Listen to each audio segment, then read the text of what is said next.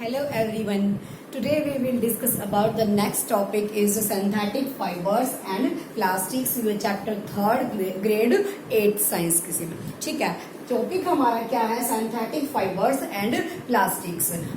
Fibres के बारे में, जो फाइबर एंड फैब्रिक है, आप लोगों ने ग्रेड 7 के अंदर कंप्लीट चैप्टर रीड किया था कि जो फाइबर होता है उससे वियर करने के लिए जो हम फैब्रिक रेडी करते हैं उनके बारे में हमने 2 टाइप्स में पढ़ा था. कुछ क्या होते हैं, नेचुरल फाइबर्स होते हैं, कुछ सिंथेटिक फाइबर्स होते हैं. नेचुरल कैसे होंगे? जो हमें नेचर ने दिए हैं, यानी कि obtained from the plants and animals. Synthetic क्या होते हैं? जो मैन मेड्स होते हैं. तो ये हमारे क्या नहीं होते? नेचुरल नहीं होते. मैन मेड यानी कि प्रिपेयर किए जाते हैं केमिकली. ठीक है, तो टाइप्स ऑफ फाइबर. सबसे पहले टॉपिक के बारे में बात करते हैं सिंथेटिक फाइबर्स की. फाइबर्स कितने टाइप्स के होते हैं? फर्स्ट हमने पढ़ा था 2 टाइप्स के natural fibres. Natural fibers. What are natural fibers? These fibers are obtained from plants and animals. These fibers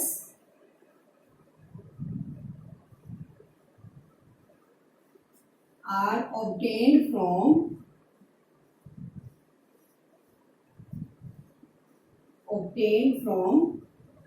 कहाँ से मिलता है? Plants and animals.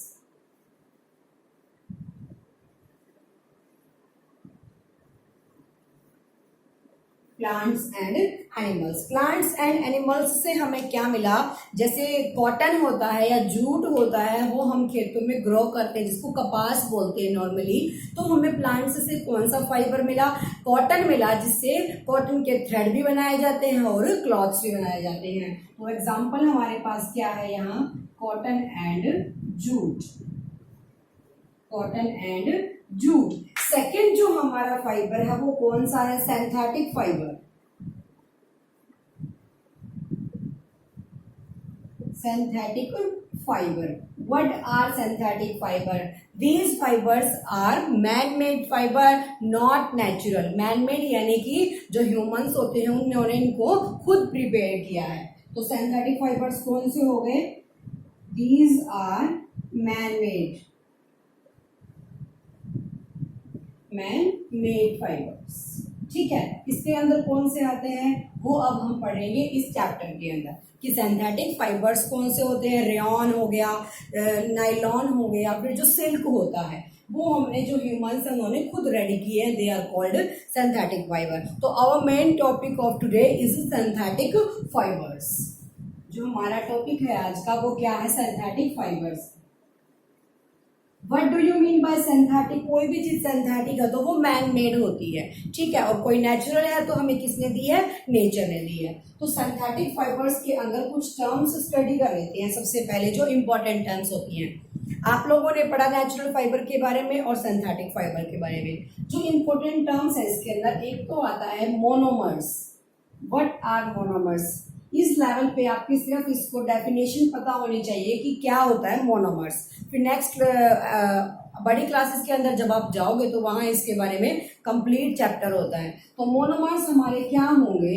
जब एक सिंगल सेल के अंदर, यानी कि सिंगल यूनिट जिसको काउंट करते हैं, एक चैन के अंदर मान लिया हमने कोई बीट्स वाली चेन डाली है ऐसे फुल नेक गले के लिए. तो इस पूरी यूनिट के अंदर जब एक सिंगल चीज हम काउंट करते हैं, एक सिंगल बीट काउंट करते हैं in a complete chain, a single cell या फिर एक single unit is called, in a complete chain is called monomer. Monomer क्या होंगे? सिंगल. मर्स क्या होते हैं? चेन, यानी कि पूरा का पूरा जो गुच्छा हो गया किसी चीज का. मान लिया ये पूरी कंप्लीट चेन हमारे पास जो किसकी बनी है? बीट्स की बनी है. तो इन बीट्स के अंदर, कंप्लीट चेन के अंदर एक सिंगल यूनिट यानी कि एक सिंगल बीट को बोला गया है मोनोमर्स. मोनो का मतलब क्या हो गया? सिंगल, एंड मर्स मतलब कंप्लीट चेन, यानी कि कंप्लीट चेन का सिर्फ एक single part, single unit is called monomers. Understood. Next आता है इसके अंदर पॉलीमर्स. पॉलीमर्स जब मोनोमर्स हमारा सिंगल है तो पॉली का मतलब क्या है? मैनी, और मर्स का मतलब चेन या फिर कंप्लीट यूनिट। ठीक है, तो यानी कि जो many units to make a complete chain, जब कोई भी बहुत सारी यूनिट्स मिलके एक चेन को कंप्लीट करती हैं, दे आर कॉल्ड पॉलीमर्स। अब देखो यहाँ पे जो एक सिंगल बीड था, हमने चेन बनाने के लिए बीड्स का यूज किया, तो जो सिंगल बीड था उसको बोला जाएगा मोनोमर, और जब कंप्लीट चेन के सारे बीड्स से मिलके बनी है एक चेन, यानी क्या हो गई, वो यूनिट हो गई, कंप्लीट यूनिट, तो उसको बोला जाएगा पॉलीमर्स, जिसके अंदर मैनी बीड्स का यूज किया गया, मैनी यूनिट्स का यूज किया गया, दे आर कॉल्ड पॉलीमर्स। तो डिफरेंस पता चला मोनोमर्स एंड पॉलीमर्स में। मोनोमर्स जब एक कंप्लीट चेन का सिर्फ एक सिंगल पार्ट, और पॉलीमर्स जब कंप्लीट चेन को पॉलीमर्स बोला गया, जब बहुत सारे पार्ट्स मिलके एक चेन कंप्लीट हो गई, दे आर कॉल्ड पॉलीमर्स। अब वो केमिस्ट्री के अंदर आपका ग्रेड 10th के अंदर आएगा कि मोनोमर्स और पॉलीमर्स हाई लेवल पे कैसे होते हैं, हम उनको केमिस्ट्री में किस तरीके से पढ़ते हैं। ठीक है, और next point is types of synthetic fibres.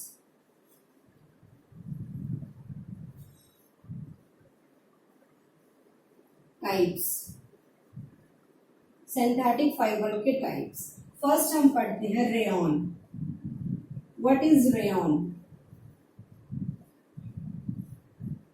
Rayon is obtained from the chemically use of wood pulp. जो लकड़ी होती है, हमारी लकड़ी का जो गुद्दा होगा, पल्प बोला गया गुद्दे को। आप एक बार तो वीडियो सुनेंगे, उसके बाद चैप्टर रीड करेंगे, तो कोई क्वेश्चन ऐसा नहीं होगा जिसमें आपको डाउट रहेगा।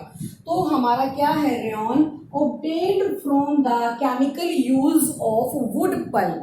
वुड पल्प को जब केमिकली प्रिपेयर किया गया तो हमें क्या मिला, रेयॉन मिला। ठीक है, देखो सबसे पहले हम क्या पढ़ते थे, सिल्क के बारे में। जो सिल्क होता है वेरी कॉस्टली होता है, ये आप सब जानते हैं। सिल्क जो प्योर सिल्क होगा वेरी कॉस्टली, लेकिन जो पर्सन्स होते हैं वो उसकी तरफ ज्यादा अट्रैक्टिव होते हैं, तो उसकी जगह पे एक आर्टिफिशियल सिल्क आया जिसको बोला गया जाता है रेयॉन। यानी कि उसी सिल्क की एक फर्स्ट हैंड कॉपी लगा लो या second hand copy, rayon is called artificial silk. Artificial silk. Artificial silk का मतलब क्या है कि यह फर्स्ट हैंड सेकंड कॉपी होना किसी भी ओरिजिनल चीज की। ठीक है, तो रेयॉन को अगर क्वेश्चन अराइज होता है व्हाट इज आर्टिफिशियल सिल्क, तो आंसर इज रेयॉन। ठीक है, अब जो हमने पढ़ा कि जो सिल्क होता है वेरी कॉस्टली होने की वजह से उसकी जगह आर्टिफिशियल सिल्क रेयॉन का यूज किया जाता है। अब क्या, कहां से मिला, obtained from the chemical uses of wood pulp. Wood pulp के साथ केमिकल रिएक्शन कराई गई, तब हमें क्या मिला, रेयॉन। तो यहां तुम इसकी डेफिनेशन लिख सकते हो, rayon is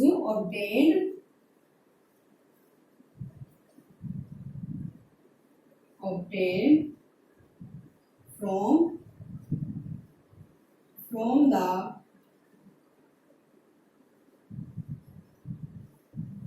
chemical use of wood pulp, लकड़ी के गुद्दे से, wood pulp is called rayon. तो उसको क्या बोला गया, रेयॉन। जब हमने इसको आर्टिफिशियल सिल्क का नाम दे दिया तो rayon is very cheaper. Cheaper यानी कि बहुत सस्ता होता है, किससे, सिल्क से, या फिर नेचुरल फाइबर्स से भी लिख सकते हो, because natural fibres are very costly. तो यहां तुम लिख सकते हो it is very cheaper, it is very cheaper यानी कि सस्ता होता है। नेक्स्ट पॉइंट रेयॉन के बारे में क्या है, जब रेयॉन यानी कि कॉटन के साथ मिक्स होके क्या बनाता है, mixed with cotton to make bed sheets. Mix होता है, rayon is mixed with cotton to make bed sheets and to make with wool, to mixed with wool क्या बन जाएगा, सॉरी, कारपेट्स। तो इसका मतलब जो रेयॉन होते हैं, यहां लिख देती हूँ, mixed with cotton, rayon plus cotton, cotton के साथ मिक्स होके क्या बनाएंगे, bed sheets, and rayon plus wool जब मिल जाता है तो बनाते हैं कारपेट्स, जो कारपेट्स होते हैं वूल मिक्स होता है उनके अंदर, रेयॉन और वूल मिलके क्या बनाएंगे, कारपेट्स बनाएंगे। तो रेयॉन हमने पढ़ा, rayon is called artificial silk, it is very cheaper than silk या फिर natural fibres. Rayon is obtained from the chemical use. Why we say chemical use? Because rayon is synthetic fiber and it is man-made fiber, इसलिए उसके अंदर chemicals का use किया गया है, जिसमें chemicals से किसी चीज को prepare किया जाएगा तो वो चीज क्या होगी, synthetic होगी। कोई भी जो चीज है man-made होगी तो वो synthetic होगी। तो rayon is obtained from the chemical use of wood pulp is called rayon. It is very cheaper. Rayon is mixed with cotton to make bed sheet and mixed with wool to make carpets. Cotton के साथ mix होके bed sheets बनाती है और किसके साथ, वूल के साथ मिक्स होके वो क्या बनाती है, कारपेट्स बनाती है। अंडरस्टूड। ये पढ़ा हमने रेयॉन के बारे में, first type of synthetic fibre. अब नेक्स्ट हमारा आता है nylon.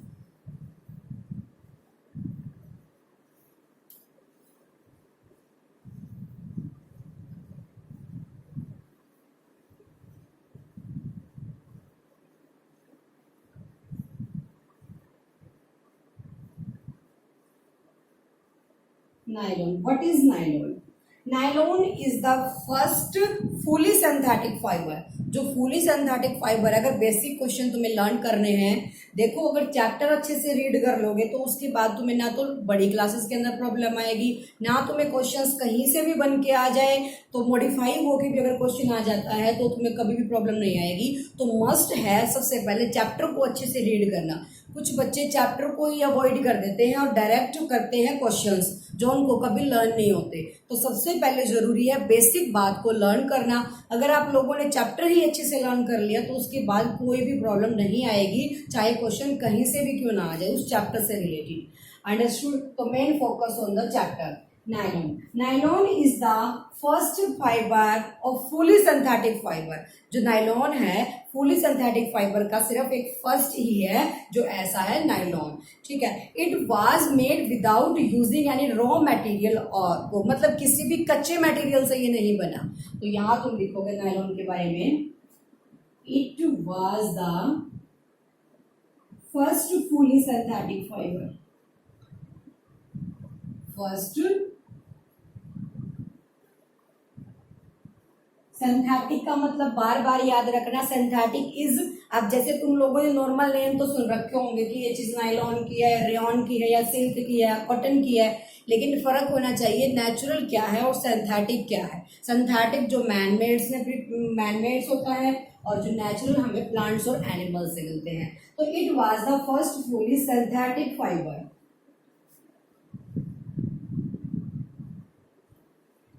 It was made without using any raw material, बिना किसी भी रॉ मटेरियल के इसको प्रिपेयर किया गया है। It was made by without using any raw material.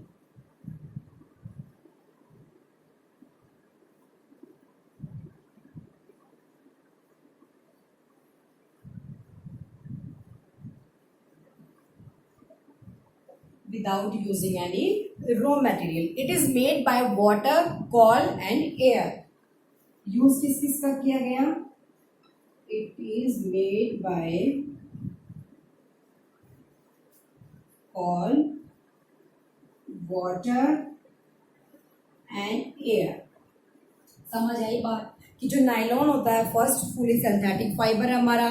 Nylon fibre किससे स्ट्रॉन्ग है? कॉटन से। देखो जब भी आप कॉटन को स्ट्रेच करते हो तो वो फट जाता है, डैमेज हो जाएगा, लेकिन जो नायलॉन है वो ऐसा है जो स्ट्रॉन्ग होता है अदर फाइबर्स से। तो nylon is very strong, elastic and light. जो इसकी प्रॉपर्टी है नायलॉन की, प्रॉपर्टी क्या है? Nylon is very strong,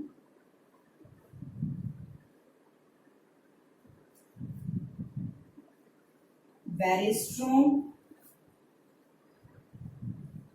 elastic and light, और बहुत ही क्या होता है, लाइट वेट का होता है। स्ट्रॉन्ग होगा, स्ट्रेच करने पे फटेगा नहीं, इलास्टिक होता है, स्ट्रेचेबल भी होता है और लाइट वेट का होता है। उसके बाद it is very lustrous and easy to wash.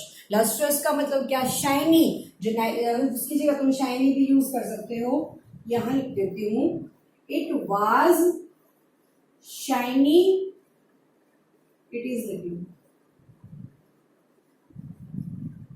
It is shiny and easy to wash. Cotton होता है, उस पर अगर कोई भी दाग लग जाता है तो हम उसको रगड़ते रहते हैं बहुत टाइम तक, जिससे उसको फटने की भी वो रहती है। लेकिन जो नायलॉन होता है बड़ा शाइनी होता है, इजी टू वॉश, अगर उसके ऊपर कुछ लग जाता है तो वो इजिली क्या हो जाएगा, उतर जाता है। Is easily easy to wash.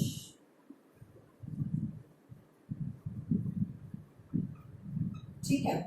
उसके बाद जो नायलॉन के यूजेस है वो क्या क्या है।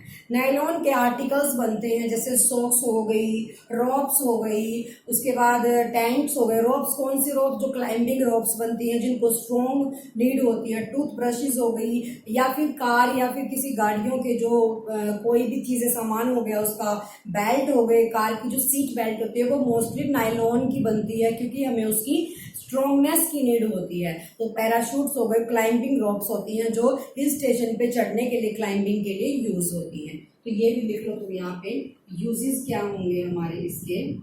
टूथब्रशेस,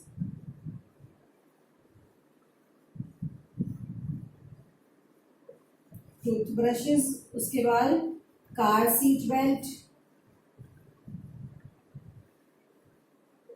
रॉप्स, क्लाइंबिंग रॉप्स भी इसके अंदर लिख सकते हो। जो टेंट बने होते हैं वो भी किसके, नायलॉन के बने होंगे। उसके अलावा जो क्लाइंबिंग रॉप्स हैं वो रॉप्स के अंदर आ गया। उसके अलावा जो पैराशूट्स होते हैं वो भी नायलॉन के। अब जितनी भी जो स्ट्रॉन्गनेस की चीज होगी जहां भी, वहां क्या यूज होगा, nylon, because nylon is very strong. ठीक है। फर्स्ट हमने पढ़ा रेयॉन के बारे में, सेकंड हमारा आया nylon. Nylon was the first fully synthetic fibre. इसके अंदर किसी भी रॉ मटेरियल का यूज नहीं किया गया। It is made by without using raw material, it is made by water, air and call. And nylon is very strong, elastic and light. जो nylon होता है अदर फाइबर्स की बजाय क्या होगा, सबसे स्ट्रॉन्ग होगा, इलास्टिक होता है, स्ट्रेचेबल होता है एंड लाइट, यानी कि लाइट वेट का होता है। ठीक है। उसके अलावा it is shiny and easy to wash. ये चमकीला, शाइनिंग होती है इसके अंदर एंड इजी टू वॉश, धोते टाइम भी बहुत इजी होता है। यूजेस क्या क्या है, टूथ ब्रशेज, कार सीट की जो बेल्ट होती है, रॉप्स यानी कि जो क्लाइंबिंग रॉप्स होती हैं हिल स्टेशन पे, जो टेंट बने होते हैं और जो पैराशूट्स होते हैं वो सारे किससे बने होंगे, नायलॉन से बने होंगे। अंडरस्टूड। उसके बाद आती है इंपॉर्टेंट टर्म पॉलिएस्टर। पॉलिएस्टर भी सुना होगा आपने। पॉलिएस्टर एक फाइबर होता है, fabric,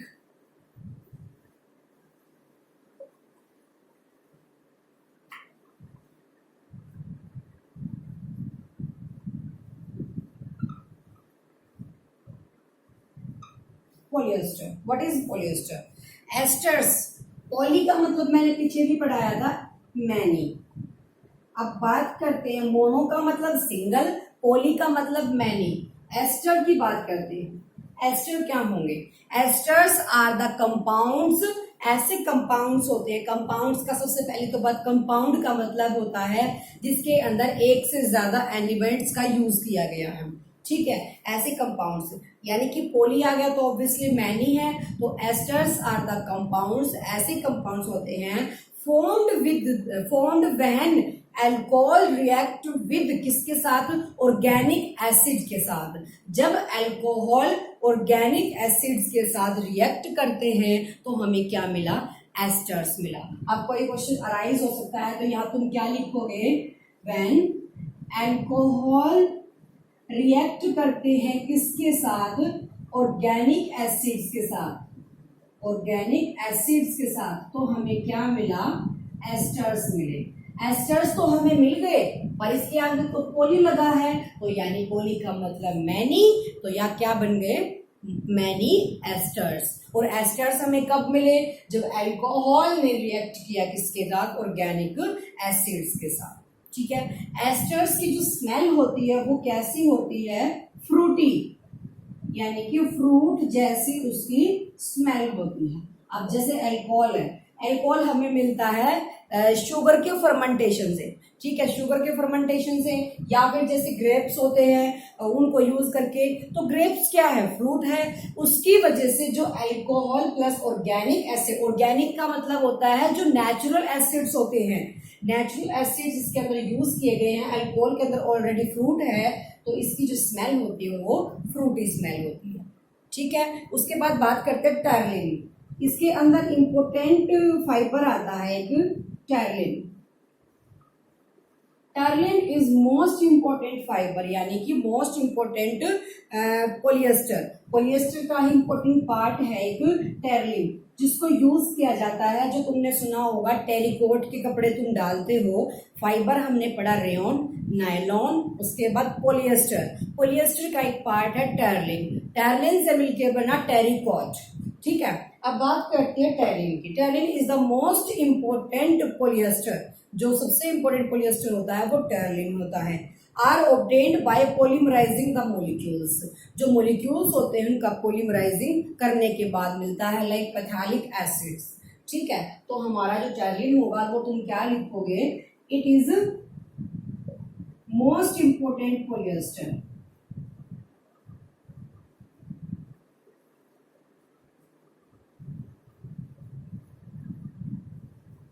and obtained by the, कहां से हमें मिला, after the polymerization of the molecules.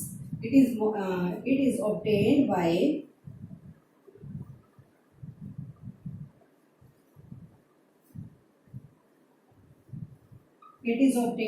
The, कब मिला, it is obtained by after the polymerization of molecules।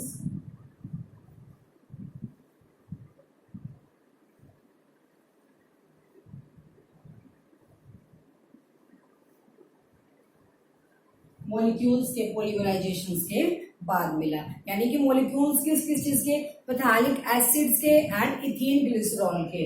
Molecules of किसके, phthalic acid and glycerol, ethene glycerol होता है ये। ठीक है, अब नेक्स्ट आती है इसके यूजेस की बारी।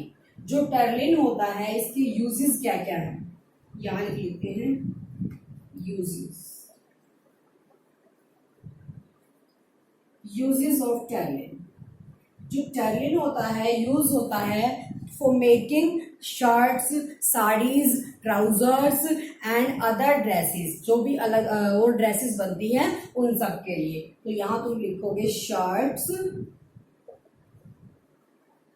साड़ीज एंड अदर ड्रेसेस बनाने के लिए यूज। इसके अंदर क्या आता है, टर्लिन इज सोल्ड बाय द, किस नाम से बिकता है, देखो जैसे तुमने मार्केट के अंदर फैब्रिक कोई भी परचेज किया, वो टर्लिन नाम से कभी नहीं तुमने सुना होगा। जो टर्लिन है मार्केट के अंदर sold by the name of terricot, किस नाम से बिकता है, टेरिकॉट के नाम से। तो sold by the name of,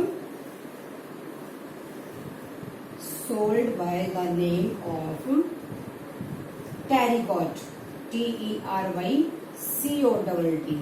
किस नाम से बिकेगा, टेरिकॉट के नाम से। ठीक है, और फायर हाउसेस के अंदर इसका यूज होता है। टेरिकॉट क्या होगा, कॉटन प्लस पॉलिएस्टर। अब टेरिकॉट कहां से मिलके बिना, कॉटन प्लस पॉलिएस्टर। ठीक है, कॉटन और पॉलिएस्टर को जब ऐड किया गया बना टेरिकॉट। अच्छा, कॉटन को और रेयन को जब मिक्स किया, बेडशीट्स, कॉटन को और वूल को जब मिक्स किया तो क्या आया था हमारे पास, कॉटन को और वूल को जब मिक्स किया था कारपेट्स, और जब कॉटन को पॉलिएस्टर को यूज किया तो टेरिकॉट। ठीक है, इसका यूज जो थर्ड यूज है वो होता है फायर हाउसेस के अंदर। तो जितने भी फायर हाउसेस होते हैं उनके अंदर इसका यूज होता है, किसका, टेरिकॉट। समझ आ गया पॉइंट, ये थी इंपॉर्टेंट टर्म्स। उसके बाद नेक्स्ट आता है एक पैट, जिस इसको बोला जाता है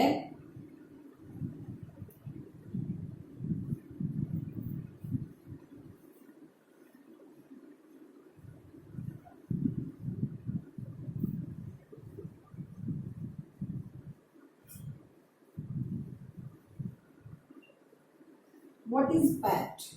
पैट क्या है? PET is the polyethene terephthalate. PET is the polyethene terephthalate. तो यहां तुम लिख सकते हो इसकी पॉली मतलब मैनी, इथीन टेट्रापैथिलेट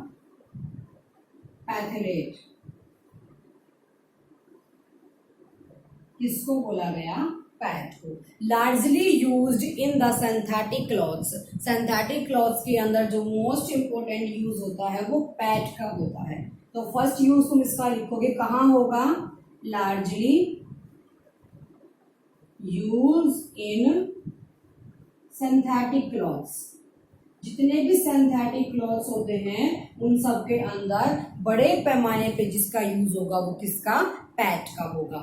सेकंड हमारा आएगा परमानेंट क्रीज। इनके ऊपर क्या रहती है? परमानेंट क्रीज रहती है and very easy to wash. और वॉश करने के लिए क्या होते हैं? इजी होते हैं। तो इसका मतलब होगा synthetic clothes and have a permanent crease. जो इनकी क्रीज होती है, देखो जो कॉटन के कपड़े होते हैं आफ्टर वॉशिंग क्या हो जाएगी? जहां से हमने उसको प्रेस बना के क्रीज बनाई थी वो मिट जाती है, डिस्ट्रॉय हो जाती है। लेकिन जो ये होता है हमारा पैच, ये यूज होता है सिंथेटिक फाइबर्स के अंदर जिसकी क्रीज जो बनती है वो परमानेंट बनती है and have a permanent crease.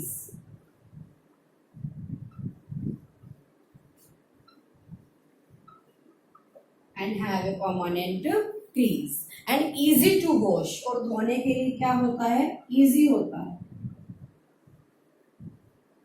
And easy to wash. समझ आया? उसके बाद नेक्स्ट आता है used to making containers for packing. Packing के लिए जो कंटेनर्स बनाए जाते हैं उनके अंदर यूज होता है फूड पैकिंग के लिए एंड सॉफ्ट ड्रिंक्स के लिए। जो सॉफ्ट ड्रिंक्स जैसे कोका कोला हो गई या फ्रूटी हो गई उनके लिए यूज किया जाता है फॉर पैकिंग। सेकंड यूज क्या लिखोगे पैट का? For packing items like food and food और क्या चीज? Soft drinks. जितनी भी सॉफ्ट ड्रिंक्स होती है। समझ आई बात? उसके अलावा नेक्स्ट यूज है यूज फॉर मैग्नेटिक टैप्स। जो मैग्नेटिक टैप्स हमारी हाउसेस के अंदर लगी होती हैं उनके लिए भी इसका यूज होता है पैट का। PET is polyethene terephthalate. तो मैग्नेटिक टैप्स के लिए magnetic tapes. And next is fourth is for audio and video recorder cassettes. जो होती हैं ऑडियो और वीडियो की रिकॉर्डिंग की जो कैसेट्स होती हैं उनको बनाने के लिए भी यूज होगा पैट का। ठीक है, तो यहां तुम लिख दो ऑडियो एंड वीडियो कैसेट्स के लिए भी यूज होगा पैट का। समझ आई बात? What is PAT? PAT is largely use in synthetic clothes. जितने भी सिंथेटिक क्लॉथ्स होते हैं उन सब में यूज होगा and have a permanent crease. और इसके फाइबर्स के ऊपर जो क्रीज है वो परमानेंट रहती है and easy to wash. Wash करने का इजी होता है। फॉर पैकिंग आइटम्स बनाने के लिए यानी कि फूड पैक करना है या फिर सॉफ्ट ड्रिंक्स पैक करनी है उनके लिए इसका यूज होगा। मैग्नेटिक टैप्स जो हमारी लगी होती हैं उनमें यूज होगा। ऑडियो एंड वीडियो कैसेट्स जो हमारी बनी होंगी वो पैट की बनी होंगी। समझ आया? इसका जो नेक्स्ट पार्ट है वो करेंगे सेकंड पार्ट के अंदर।